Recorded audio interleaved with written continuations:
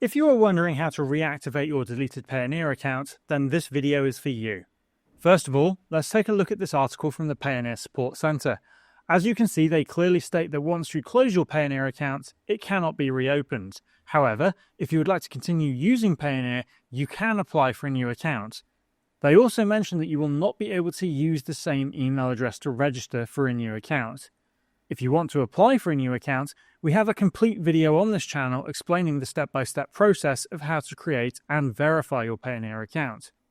We will leave a link in the description to that video.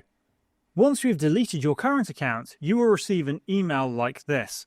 Again, it states that once your account is closed, they are unable to reopen it. To register for a new account, you must use a different email address. However, if you look at the last line of the email, they do mention that if you wish to use your existing email address for a new account, you can contact them to request the release of your email address. To do this, click on the Contact Us option provided. Here, scroll down to the very bottom of the page and click on Customer Assistance, Complaints, and Disclosure Policies. In this article, scroll down and look for the Contact Us hyperlink within the paragraphs. Once you find it, click on it. On the Contact page, scroll down and select the topic you want to address. In this case, it will be My Payoneer Account. Next, scroll down and choose My Personal Data. Then select the first option, I want to delete my personal information. Scroll down and click on Contact Us.